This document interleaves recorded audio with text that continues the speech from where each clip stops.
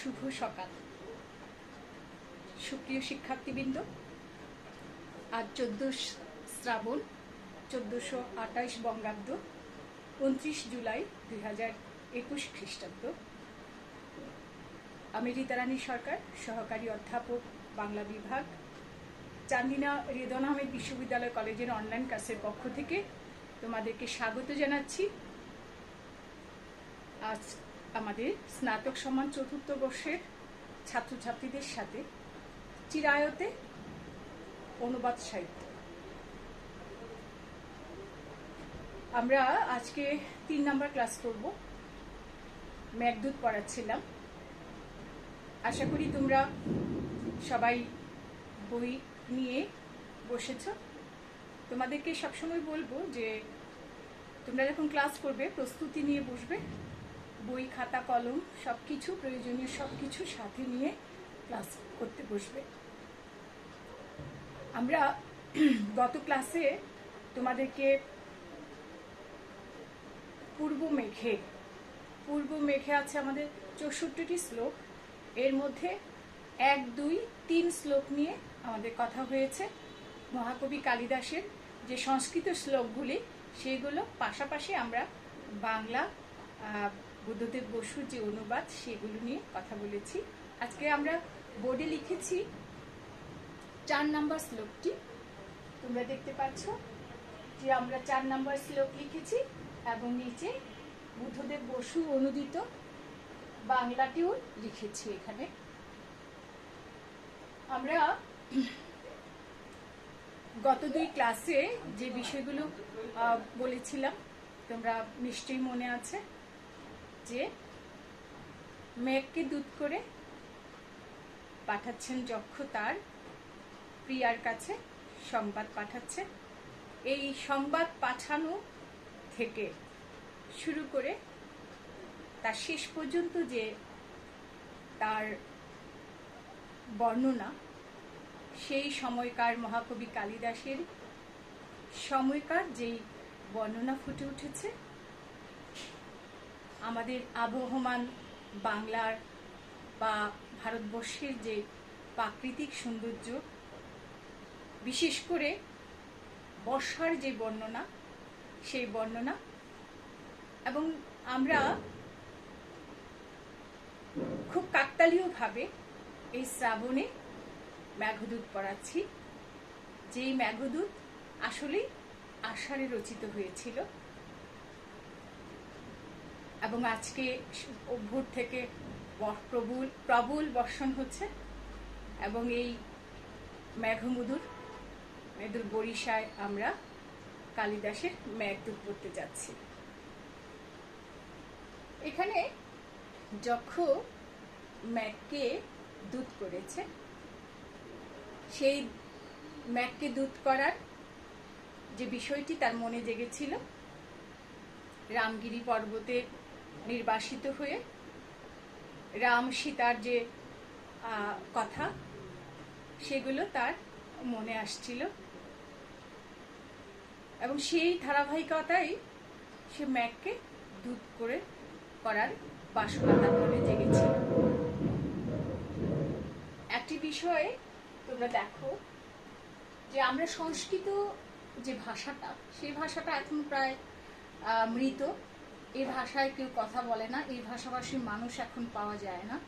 কিন্তু সংস্কৃত সাহিত্যে যে অমর মহাকাব্য রচিত হয়েছে, রামায়ণ, মহাভারত এবং এই যে মেঘদূত, এগুলো বিশ্ব সাহিত্যের স্থান পেয়েছে। আজকে আমরা এই যে শ্লোকগুলি সংস্কৃত আছে সেগুলো না পড়লেও হয়তো হতো, কিন্তু পড়তে হবে এই জন্যে যে আমরা সংস্কৃত ভাষাটাকে হয়তো ওইভাবে শুদ্ধ করে সুন্দর করে সুর করে পড়তে পারবো না, তারপরেও সেই ভাষাটাকে আমরা কিছুটা হলেও যাতে বোঝার চেষ্টা করতে পারি, সেই জন্যে আমরা এই শ্লোকগুলো চোখ বুলিয়ে যাব এবং পড়ব। এখানে দেখো, প্রত্যাশন্যে নঘোষী দয়িতা জীবিতা লম্বনার্থী জিমুতেন সকুশলময়ীং হারৈষ্যন প্রবৃত্তম সপ্রত্যগ্রৈ কুটজ কুসুময়ী কল্পিতার ঘায় তস্মৈ প্রীতি প্রমুখ বচনং স্বাগতং ব্যজহার। এইখানে এই যে সংস্কৃত ভাষা, এই সংস্কৃত ভাষায় কিন্তু আমাদের যে ভাষাবিজ্ঞানী ডক্টর মোহাম্মদ শহীদুল্লাহ প্রথম মুসলমান হিসেবে তিনি সংস্কৃত ভাষায় মানে স্নাতক ডিগ্রি লাভ করেছিলেন, অনার্স সহ স্নাতক হয়েছিলেন। এই ভাষার যে বিষয় সেগুলো হচ্ছে যে বিসর্গ, এর মধ্যে একটু উচ্চারণের জন্য প্রীতি প্রমুখ বচনং স্বাগতং ব্যজহার, বিসর্গের মধ্যে এরকম একটু জোর দিতে হয়। প্রত্যাশন্যে নভূষি দ্বৈতা জীবিতালম্বনার্থী জিমুতেন সকৌশলময়ীং হারৈষ্যান প্রবৃত্তং সপ্রত্যগ্রৈ কুটজ কুসুময়ী কল্পিতার ঘায় তস্মৈ প্রীতি প্রমুখ বচনং স্বাগতং ব্যজহার। আরেকটি বিষয় তোমাদেরকে বলে রাখি, বাংলা ভাষায় 1,25,000 শব্দ আছে। 1 লক্ষ, বাংলা ভাষায় 1,25,000 শব্দ প্রায় বলা হয় এই জন্যে, কারণ তুমি শব্দকে অ্যাকুরেট হিসেব করে তুমি বলতে পারো না যে 1,25,000ই আছে, এর চেয়ে কমও হতে পারে, কিছু বেশিও হতে পারে, সেই জন্য প্রায় বলা হচ্ছে। তো 1,25,000 শব্দ বাংলা ভাষা আমরা কথা বলার জন্যে, কবিতা লেখার জন্যে, উপন্যাস, নাটক, বক্তৃতা যা কিছু হচ্ছে সব কিছু মিলিয়ে আমরা প্রায় 1,25,000 শব্দ ব্যবহার করি। এর মধ্যে 50,000 শব্দই হচ্ছে তৎসম বা সংস্কৃত। আমরা যে কথাটা বলছিলাম যে সংস্কৃত এখন একটি মৃত ভাষা, এই ভাষায় পৃথিবীতে এখন কেউ কথা বলে না, কিন্তু এই ভাষায় আর যে শব্দ, সেই শব্দ 50,000 আমরা বাংলা ভাষায় ব্যবহার করছি। তোমরা চিন্তা করতে পারো কত বিশাল একটা বিষয়। আমরা অনেক সময় আমাদের স্টুডেন্টরা বলে থাকে যে ম্যাম কোথায় এত শব্দ, 50,000 শব্দ কোথায়, আমরা তো দেখতে পাই না। হ্যাঁ, আমরা হয়তো জানিও না যে এগুলো সংস্কৃত শব্দ, এবং এই 50,000 শব্দ সরাসরি বাংলা ভাষায় ব্যবহৃত হচ্ছে কোনরূপ পরিবর্তন ছাড়াই। সেটা হচ্ছে তৎসম আর অর্ধ তৎসম, অর্থাৎ কিছু শব্দ সংস্কৃত থেকে এসেছে কিন্তু মানুষের মুখে মুখে পরিবর্তন হয়ে ব্যবহৃত হচ্ছে, এমন কিছু আছে। আমি লিখি এখানে, এই 1,25,000-এর মধ্যে তৎসম হচ্ছে 50,000, আর বাকি থাকলো কত? আর বাকি থাকলো হচ্ছে 75,000। এই বাকি 75,000 শব্দ হচ্ছে অর্ধ তৎসম, তদ্ভব, দেশি আর বিদেশি। আমরা জানি উৎপত্তিগতভাবে শব্দ হচ্ছে 5 প্রকার, অর্থাৎ কোথা থেকে উৎপত্তি হয়েছে সেই অনুযায়ী শব্দ হচ্ছে 5 প্রকার। উৎসগতভাবে শব্দ শ্রেণীবিভাগ 5 প্রকার, কিংবা উৎপত্তিগতভাবে শব্দ হচ্ছে 5 প্রকার। সেই 5 প্রকার শব্দের মধ্যে এই যে তৎসম, অর্থাৎ উৎপত্তি হয়েছে কোথা থেকে? 1,25,000 শব্দ, হ্যাঁ, সরাসরি তৎসম থেকে, সংস্কৃত ভাষা থেকে এসেছে 50,000। আর বাদ বাকি 50,000-এর মধ্যে অর্ধ তৎসম, অর্ধেকটা সংস্কৃত, অর্থাৎ সংস্কৃত ভাষা থেকে আসার সময় কিছুটা পরিবর্তন হয়ে গেছে মানুষের মুখে মুখে। যেমন শ্রাদ্ধ, সংস্কৃত শব্দ, মানুষ উচ্চারণ করতে পারতো না। অনেক মানুষ এখনো দেখবা বলে যে শ্রাদ্ধ, শ্রাদ্ধ নিমন্ত্রণ বলতে পারে না, বলে শ্রাদ্ধের নিমন্ত্রণ। এই যে শ্রাদ্ধ শব্দটা হচ্ছে অর্ধ তৎসম। যেমন কৃষ্ণ মুখে আসে না, কি বলে? ক্যাষ্টা। এই যে ক্যাষ্টা, সে হচ্ছে অর্ধ তৎসম। তারপরে যেমন গিন্নি শব্দটা মানে গৃহিণী হলো গিন্নি। তারপরে হচ্ছে জুছনা, এরকম শব্দগুলো হচ্ছে অর্ধ তৎসম। আবার তদ্ভব শব্দ, তদ্ভব তজ্জুগ ভব, অর্থাৎ তার থেকে উৎপন্ন, সংস্কৃত থেকেই উৎপন্ন, কিন্তু চেহারাটা পুরোপুরি পরিবর্তন হয়ে গেছে। কেমন? যেমন চন্দ্র, চন্দ্র মানে কি? চাঁদ। এই চন্দ্র শব্দটা যখন আমরা সরাসরি ব্যবহার করি তখন এটা হচ্ছে সংস্কৃত শব্দ, চন্দ্র সংস্কৃত শব্দ, সেটা মানুষ বল চন্দর, প্রাকৃত ভাষার মধ্য দিয়ে পরিবর্তন হয়ে হয়ে সে এসেছে। যেমন চন্দ্র, চন্দর, তারপর হয়ে গেছে চাঁদ। যেমন এই যে হাত, হস্ত, হত্থ, তারপরে হয়ে গেছে হাত। এই যে হস্ত সংস্কৃত শব্দ, তৎসম শব্দ, তারপরে হইল হত্থ, তারপরে হয়ে গেল হাত। এই হাত হইল তদ্ভব। এই অর্ধ তৎসম তদ্ভব দেশি আর বিদেশি মিলে বাদবাকি ৭৫,০০০। যেই কথা বলছিলাম যে এই সংস্কৃত ভাষার ভূমিকা তাই বাংলা ভাষায় বিশাল এবং ব্যাপক। ৫০,০০০ শব্দ নিয়ে, তৎসম শব্দ নিয়ে আমাদের এই বাংলা ভাষা আমরা চলছি প্রতিনিয়ত। এবার আসো এই যে শ্লোকটা, ৪ নম্বর শ্লোকটা, সেটা বাংলাটা কি? সেটা বাংলাটা হচ্ছে, কেমনই প্রিয়তমা রাখবে প্রাণ তার অদূরে, তার অদূরে উদ্যত শ্রাবণে। কেমনই প্রিয়তমা, অর্থাৎ যক্ষার যে প্রিয়তমা সে কোথায় আছে? সে আছে অলকাপুরীতে। সে কেমনই প্রাণ রাখবে তার এই প্রিয় ছাড়া? যদি না জলধরে বাহন করে আমি পাঠাই মঙ্গল বার্তা। এই জলধর, জলধর মানে কি? মেঘ। জল ধরে যে, সমাস, জল ধরে যে, সে হচ্ছে জলধর। তোমরা তো ছোটবেলা থেকে পড়ে এসেছো যে সমুদ্রের প্রাণী কি হয়? বাষ্প হয়ে যখন প্রচুর রোদ ওঠে সেটা কি হয়? সে বাষ্প হয়ে সে উড়ে যায়, আকাশে ভেসে বেড়ায়। তারপরে সে একসময় আবার যখন বৃষ্টি হয়ে, মানে যখন মাটিতে পড়ে তখন তার নাম হয় বৃষ্টি। যতক্ষণ সে আকাশে ভেসে বেড়াবে ততক্ষণ তার নাম মেঘ। এই মেঘগুলো হচ্ছে পানির কণা, ভেসে বেড়ায় আকাশে। তো সেই মেঘকে দূত করে যক্ষু তার প্রিয়াকে খবর পাঠাচ্ছে। এবং তোমরা গত ক্লাসে সেটিও জেনেছো যে যক্ষু কেন এই দূরে আছে, তার প্রিয়তমা থেকে দূরে থাকার কারণ হচ্ছে অভিশাপ। কার অভিশাপ? যক্ষের যে মণি, তার অভিশাপ।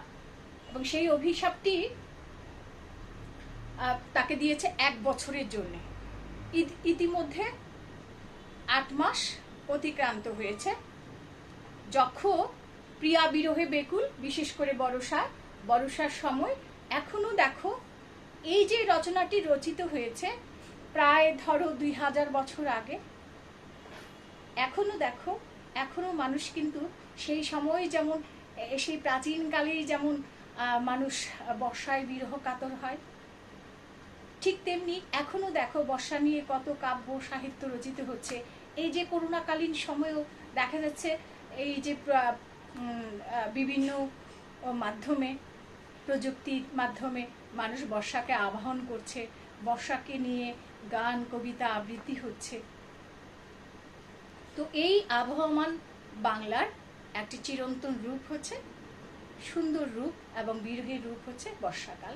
সেই বর্ষায় যক্ষ সে বলছে যে কেমন করে আমার প্রিয়া এই শ্রাবণ কাটাবে যদি না আমি মেঘকে দূত করে বার্তা পাঠাই। তারপরে সে বলছে জলধরকে বাহন করে, জলধরকে অর্থাৎ মেঘকে বাহন করে আমি যদি বার্তা না পাঠাই, আবার কি বার্তা? সে বার্তা আবার এমন যেন তেন বার্তা নয়, সে বার্তা হচ্ছে মঙ্গল বার্তা। সরি,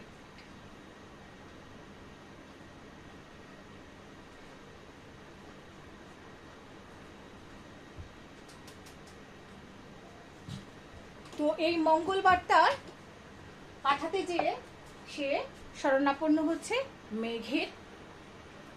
যক্ষ অতএব কুরুচি ফুল দিয়ে সাজিয়ে প্রণয়ের অর্ঘ্য, স্বাগত সম্ভাস জানালে মেঘ পড়ে মোহন প্রীতিময় বচনে।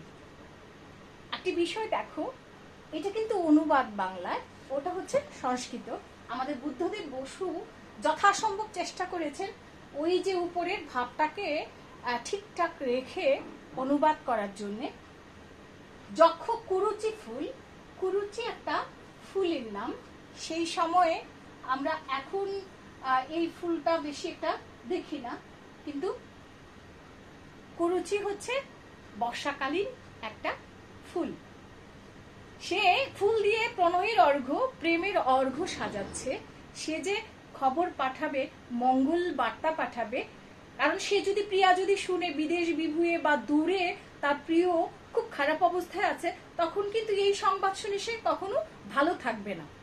এখন দেখো, যক্ষ তার প্রিয়ার জন্যে বেকুল হচ্ছে, বিরহ কাতর হচ্ছে, কিন্তু সে চাইছে তার প্রিয়া যেন ব্যথিত না হয় এবং সে ভালো আছে, মঙ্গল মতো আছে, সেই কুশল খবর যেন সে পায়। মঙ্গল বার্তা না হলে, অমঙ্গলের বার্তা হলে, সে যক্ষ খারাপ আছে, ওখানে রামগিরিতে সে বিরহ কাতর হয়ে আছে, এই সংবাদগুলো শুনলে কিন্তু তার প্রিয়া ভালো থাকবে না। অলকাপুরীতে তার যে প্রিয়া আছে, সেই প্রিয়া যখন জানবে যে না তার প্রিয় ভালো আছে, তখনই সে ভালো থাকবে। এবং সেই জন্য এই সংবাদ পাঠানোর জন্য যে আয়োজন, কুরুচি ফুল দিয়ে সে প্রণয়ের অর্ঘ্য, প্রেমের অর্ঘ্য সাজাচ্ছে। এখনো দেখো, আমরা ভালোবাসা প্রকাশের অন্যতম মাধ্যম হচ্ছে ফুল। ফুল দিয়ে মানুষ ভালোবাসা জ্ঞাপন করে। যেমন দেয় মানবের প্রেমিককে প্রেমিকাকে, তেমনি আমরা ফুল দিয়ে আমাদের দেবতাকে সন্তুষ্ট করতে চাই। সেই জন্য পূজার অন্যতম অর্ঘ্য হচ্ছে ফুল নিবেদন। ফুল হচ্ছে প্রেম প্রকাশের অন্যতম একটি মাধ্যম। স্বাগত সম্ভাস জানালে মেঘভরে মোহন প্রীতিময় বচনে।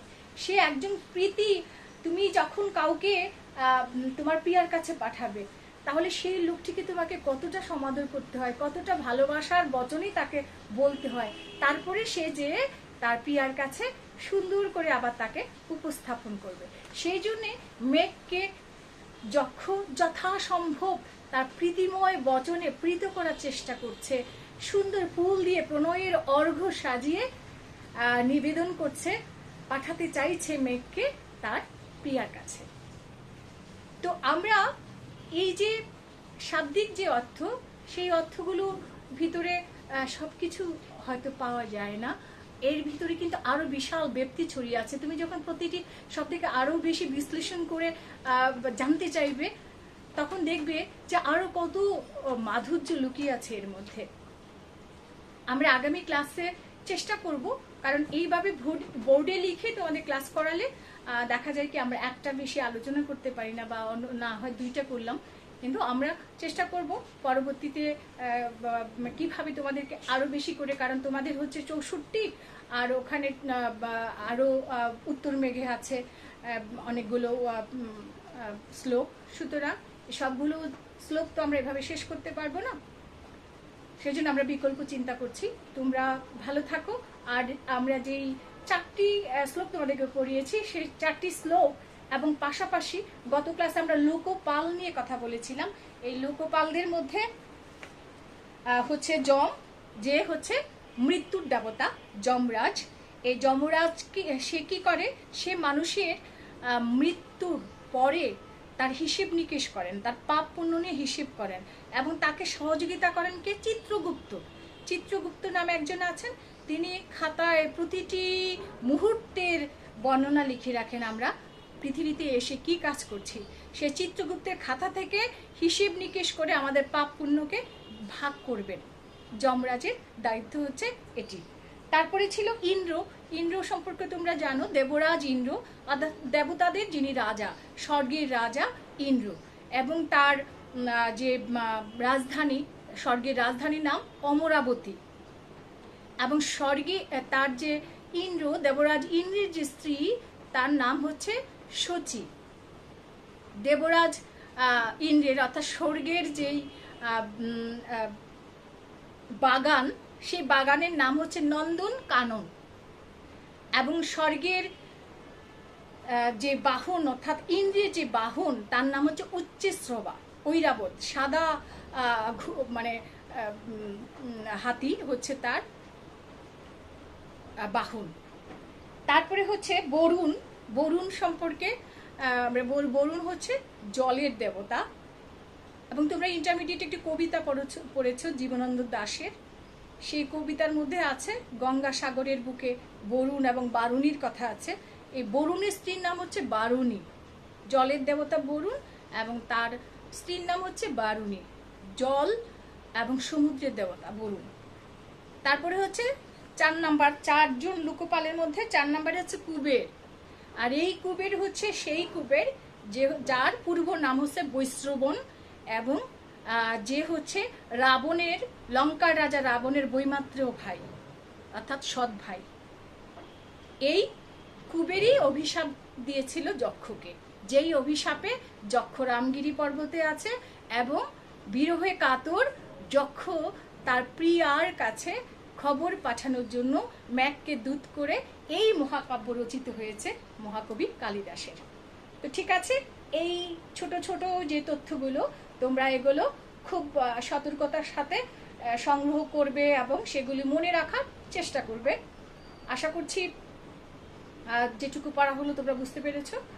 তো ভালো থাকো সবাই, সাবধানে থাকবে। এই দুঃসময়, চারিদিকে অনেক বেশি খারাপ সময়, এই খারাপ সময়ে নিজেরা সাবধান থাকবে, সচেতন থাকবে, পাশাপাশি নিজের পরিবার, আত্মীয় স্বজন, পাড়া প্রতিবেশী সবার দিকে খেয়াল রাখবে।